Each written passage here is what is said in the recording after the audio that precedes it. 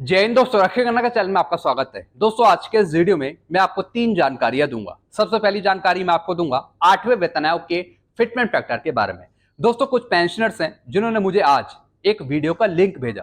Pensioner ने कहा कि सर आप इस वीडियो को देखिए और हमें बताइए कि 8 सीपीसी का कितना फिटमेंट फैक्टर होगा, क्योंकि इस वीडियो में बताया जा रहा है कि 8 सीपीसी का फिटमेंट फैक्टर 2.23 के आसपास हो सकता है। तो पेंशनर ने कहा कि सर आप हमें बताइए इस वीडियो को देखकर जो इस वीडियो में बताया जा रहा है वो सही बताया जा रहा है या गलत बताया जा रहा है। तो दोस्तों वो वीडियो मैंने पूरा देखा, मैं आपको बताऊंगा क्या वो जानकारी सही है या फिर गलत है और 8 सीपीसी का कितना फिटमेंट फैक्टर भारत सरकार आपको दे सकती है। इसकी पूरी जानकारी मैं आपको आगे समझाऊंगा।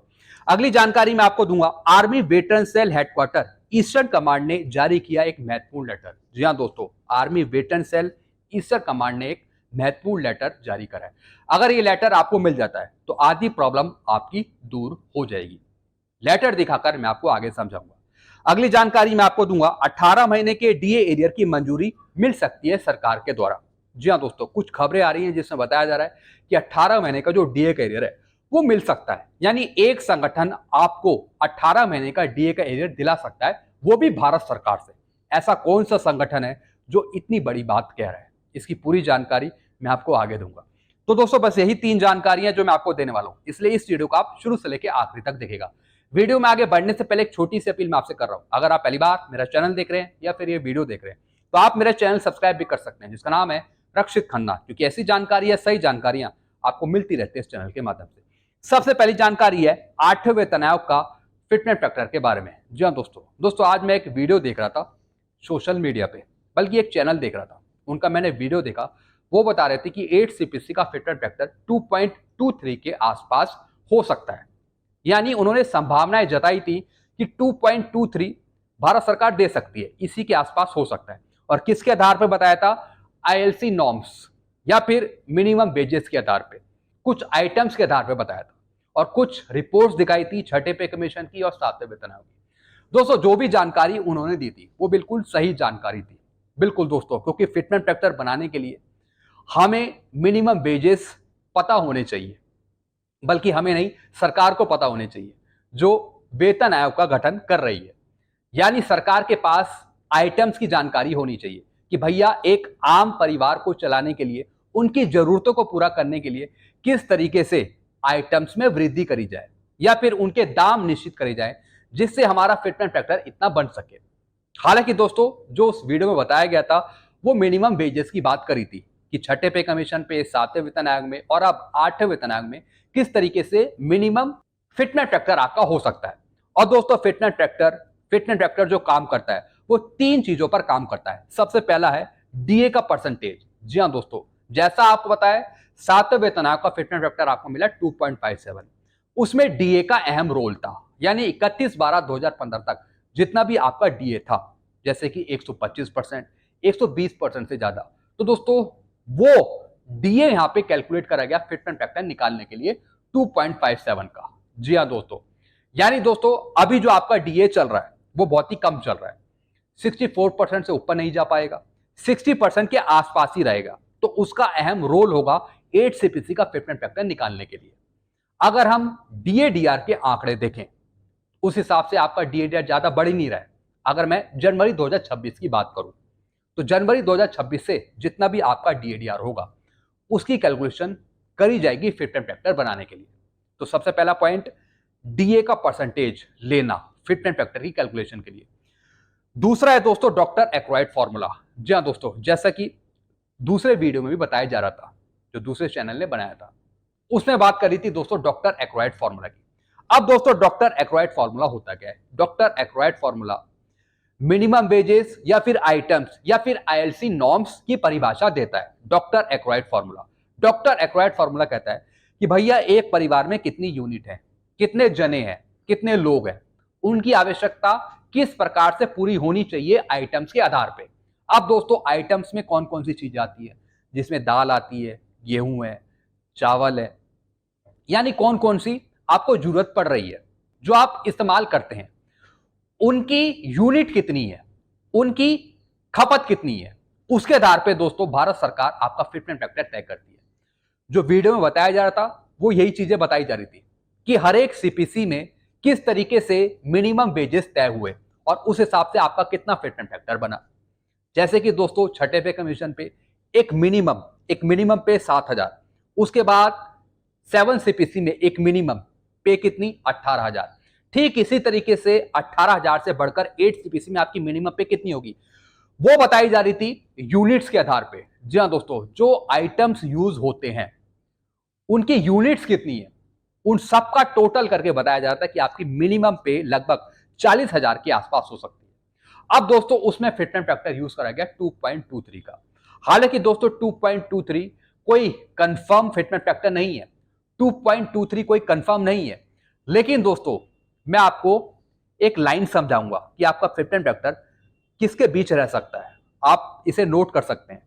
आपका जो फिटमेंट फैक्टर है वो 3 चीजों पर आधारित है। सबसे पहला है डीए का परसेंटेज, दूसरा डॉक्टर एक्रॉयड फार्मूला जिसमें आईएलसी नॉर्म्स आते हैं, इंडियन लेबर कॉन्फ्रेंस के नॉर्म्स आते हैं, जिसमें वेजेस आते हैं, जिसमें फैमिली यूनिट आती है। जी हाँ दोस्तों, अभी 3 फैमिली यूनिट का प्रावधान है फिटमेंट फैक्टर की कैलकुलेशन के लिए, लेकिन अगर इसे बढ़ा दिया जाता है 5-6 कर दिया जाता है तो सीधा आपका फिटमेंट फैक्टर बढ़ जाएगा। तो जेसीएम का जो संगठन है उसने यही डिमांड करी है कि भैया फैमिली यूनिट में आजकल बहुत ज्यादा लोग हैं, जिसमें माता पिता भी हैं, जिसमें कुछ दोस्तों माता पिता बच्चों पर डिपेंड रहते हैं, उसमें फिर उनके बच्चे भी हैं, यानी 5 से 6 अगर हम यूनिट्स माने एक फैमिली की तो उसके आधार पे फिटमेंट फैक्टर ज्यादा होना चाहिए, ऐसा कहा जेसीएम ने। तो दोस्तों अभी जो आपका जितना भी फिटमेंट फैक्टर बना वो कम फैमिली यूनिट पे बनाया गया। अब दोस्तों मैंने आपको बताया फिटमेंट फैक्टर कैलकुलेशन के लिए डीए का परसेंटेज, फिर दोस्तों डॉक्टर एक्रॉयड फार्मूला जिसमें ILC norms, wages, items, family unit, ये सब चीजें आ जाएंगी। तीसरा है दोस्तों गवर्नमेंट का इंक्रीज। अब भारत सरकार कितना देना चाहती है भाई, सारा कुछ फैमिली यूनिट या फिर आईएलसी नॉर्म्स या फिर डीए पे आधारित थोड़ा है, इसी के साथ साथ भारत सरकार कितना आपको देना चाहती है वो भी सबसे इंपॉर्टेंट है। जी हाँ दोस्तों, अब मान लेते हैं ये सारी चीजें ज्यादा फिटमेंट फैक्टर आपको देती है, जैसे कि 2.23, 2.30, लेकिन भारत सरकार आपको कितना देना चाह रही है। अब डीए के हिसाब से आपका फिटमेंट फैक्टर 2.00 से नीचे बन रहा है, 1.92, 1.94 बन रहा है। और अगर हम मिनिमम वेजेस के हिसाब से देखें या फिर आईएलसी नॉर्म्स के आधार पर देखें तो आपका फिटमेंट फैक्टर 2.20 या फिर 2.20 से ऊपर बन रहा है। लेकिन दोस्तों इसमें भारत सरकार का कंट्रीब्यूशन भी देखा जाएगा कि भारत सरकार कितना देना चाह रही है। अब दोस्तों मैं आपको फाइनल बता रहा हूं कि आपका फिटमेंट फैक्टर कितना हो सकता है, किसके बीच हो सकता है, आप नोट कर लीजिए 1.86 से लेके 2.30 के बीच में। नोट कर लीजिए 1.86 से लेके 2.30 के बीच में आपका फिटमेंट फैक्टर हो सकता है 8 सीपीसी का, इसी के बीच। अब दोस्तों इसमें मैंने सारी चीज इंक्लूड कर दी, डीए का परसेंटेज भी इंक्लूड कर दिया, डॉक्टर एक्रॉयड फार्मूला भी इंक्लूड कर दिया, आईएलसी नॉर्म्स, मिनिमम वेजेस, सब कुछ इंक्लूड कर दिया, जिसमें कि सब आइटम्स के हैं, यूनिट्स हैं, इकाइयां हैं, फैमिली यूनिट, सब कुछ इंक्लूड कर दिया। गवर्नमेंट का इंक्रीज भी इसमें इंक्लूड कर दिया। जी हाँ दोस्तों, मैंने माना कि गवर्नमेंट ज्यादा से ज्यादा 20% या फिर 25%, 30% से नीचे नीचे रहती है, इससे ज्यादा गवर्नमेंट नहीं बढ़ाएगी आपका। आप मान के चलिए 20% से नीचे या फिर 25% से नीचे गवर्नमेंट आपका बढ़ाएगी। तो दोस्तों मैंने यहाँ पे फिटमेंट फैक्टर लिया है 1.86 से लेके 2.30 के बीच में, इसी के बीच आपका फिटमेंट फैक्टर होगा। अब आप नीचे कमेंट करिए कि आपको एग्जैक्ट फिटमेंट फैक्टर कितना मिलेगा। हालांकि दोस्तों आप भी कंफर्म नहीं बता पाएंगे, आप भी कंफर्म नहीं बताएंगे कि भैया इतना ही आपको मिलेगा, लेकिन मैंने आपको बता दिया कि इसी बीच आपका फिटमेंट फैक्टर रह सकता है 1.86 से लेके 2.30 के बीच में। चलते हैं दोस्तों अगली जानकारी की तरफ। Army veteran cell headquarter eastern command ने जारी किया महत्वपूर्ण लेटर। जी हां दोस्तों, आर्मी वेटरन सेल हेडक्वार्टर ने एक महत्वपूर्ण लेटर जारी करा है। अब दोस्तों इस लेटर में सभी रिकॉर्ड ऑफिस के फोन नंबर और ईमेल आईडी दे रखी है। जी हां दोस्तों, काफी पेंशनर्स पूछते रहते हैं कि सर हमें इस रिकॉर्ड ऑफिस का नंबर दीजिए, इसका हमें ईमेल आईडी दीजिए, कई पेंशनर्स पूछते रहते हैं। अब दोस्तों हमारे पास भी नंबर थोड़ी रहते हैं अवेलेबल, तो दोस्तों इसी पर एक लेटर जारी हुआ है army veteran cell eastern command ने। इन्होंने दोस्तों लेटर जारी करके बताया है कि भैया सारे रिकॉर्ड ऑफिस का हम नंबर जारी कर रहे हैं, ईमेल आईडी जारी कर रहे हैं, और लगभग दोस्तों 48 रिकॉर्ड ऑफिस है जिनका इन्होंने फोन नंबर और ईमेल आईडी मेंशन करी है। आप दोस्तों ये मेरे से ले सकते हैं, चाहे कोई सा भी रिकॉर्ड ऑफिस हो। आपको फोन नंबर मिल जाएगा, हेल्पलाइन नंबर मिल जाएगा और ईमेल आईडी मिल जाएगी। जो भी आपकी समस्या है वो डायरेक्टली आप अपने रिकॉर्ड ऑफिस से पूछिए, डायरेक्ट फोन पर बात करके या फिर मेल करके। तो दोस्तों पूरी लिस्ट है, पूरी ये लिस्ट है, आप ये मेरे से ले सकते हैं और जो भी आपकी प्रॉब्लम है वो आप रिकॉर्ड ऑफिस से सॉल्व करा सकते हैं। पूरा एक लेटर है, आप मेरे से ले सकते हैं। चलते अगली जानकारी की तरफ। 18 महीने के डी एरियर की मंजूरी मिल सकती है सरकार के द्वारा। जी हाँ दोस्तों कुछ खबरें आ रही हैं जिसमें बताया जा रहा है कि भारत सरकार वैसे तो आपको 18 महीने का डी एरियर नहीं देगी, भारत सरकार ने हमेशा मना करा है, लेकिन फिर भी आपको 18 महीने का डी एरियर दिया जा सकता है, वो भी एक संगठन के द्वारा, अगर संगठन सही तरीके से डिमांड रखे भारत सरकार के सामने। और दोस्तों इसमें एक संगठन है जिनका नाम है नेशनल स्टाफ साइट जेसीएम का संगठन। जी हाँ दोस्तों, जिनके सेक्रेटरी हैं शिव गोपाल मिश्रा जी। यानी सिर्फ यही संगठन आपको 18 महीने का डी का एरियर दिला सकता है भारत सरकार से। तभी इसमें लिखा है कि 18 महीने के डी एरियर की मंजूरी मिल सकती है सरकार के द्वारा, अगर जेसीएम का संगठन अपनी पूरी मेहनत करके सरकार के सामने लेटर लिखे कि 18 महीने का डी एरियर दिया जाए पेंशनर्स को, सरकारी कर्मचारियों को, क्योंकि ये उन्हीं का हक है। लेकिन दोस्तों जेसीएम ने ये डिमांड रखी है, जेसीएम ने ये डिमांड रखी है, the national staff side council likely referring to the DNS allowance arrear for the 18 month period from 2020 to 2021 while the government initially deferred the release due to financial constraint, it may now be considering release of area। JCM ने demand रखी है कि 18 महीने का DA career दिया जाए। यही संगठन है जो आपको 18 महीने का डीए कैरियर दिला सकता है भारत सरकार से।